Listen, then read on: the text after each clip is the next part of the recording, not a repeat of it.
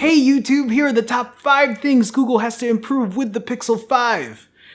Oh God, that's so clickbaity. But the article's pretty spot on. So Android Central posted an article today about the top 5 things Google has to absolutely get right with the Pixel 5. Let's go over them. Number 1, battery.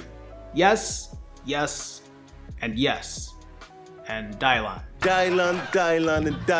My Pixel 4 has such subpar battery life that my iPhone 11 Pro has become my current daily driver. I'd say I'm a medium heavy to heavy user, and most times I'd be lucky if I can unplug at 5 a.m. Yes, I know I wake up super early and can go through the whole day without having to recharge. Because the last thing I want to worry about, and I'm sure I'm not the only one, is whether or not I'm gonna make it through the day without having to recharge my phone. Joe makes a really great point in this article that says, while I personally haven't had any significant complaints with the Pixel 4 XL's battery life, people shouldn't need to go with the larger, more expensive version of a phone just to get adequate endurance. The small Pixel needs to get better in these regards. I can't agree more. Google, you heard it here, well, not first because everybody's been complaining about it, but you gotta get your shit together with the battery, at least for the Pixel 5 next year. Number 2, ultra-wide camera. When people started complaining that the Pixel 4 didn't have an ultra-wide camera,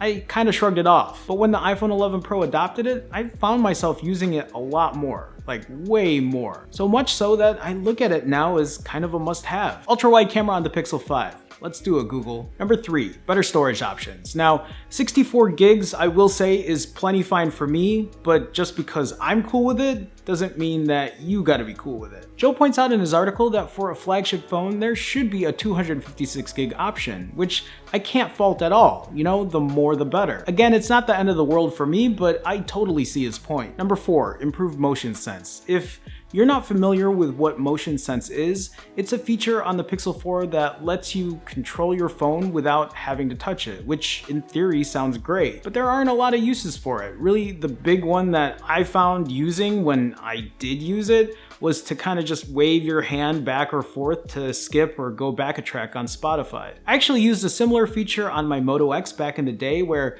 I would wave my hand over the phone so that it would show me the time, and actually, I love that. The point here is that it's almost 2020 and Google put a feature here that could be used for just a lot more than using your hand to like skip a song or snooze an alarm. I'm sure there are a ton of uses to make this better, but for me, it's not that big of a deal. I mean, obviously I'd love to see them do more, and maybe when they do, I'll find myself using it a lot more. And 5, price. Now, if you guys don't know me well enough already, I've been up Google's ass about the price of this phone because I think for $800, it's overpriced. And you can agree with me or disagree with me, but the fact of the matter is Google is already dropping the price of this phone. Joe mentions that on Black Friday, you could have bought the Pixel 4 for $200 off. And if you check Amazon right now, it's selling for $675, which is $125 off, and this phone just came out. Don't get me wrong, it's great that people have been able to get it at a lower price, but why not just keep it at that lower price point? Why are we getting these continuous like markdowns on the phone? Is it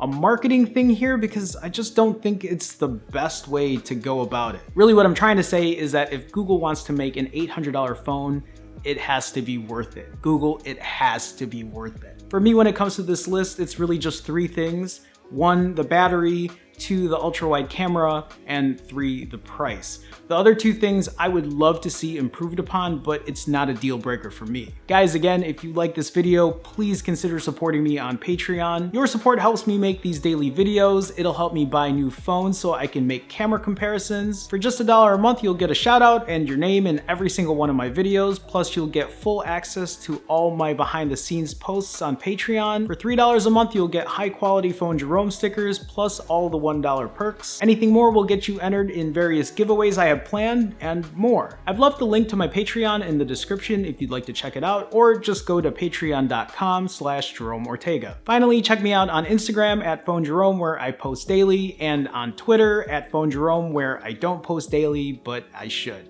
That's it. Roll credits.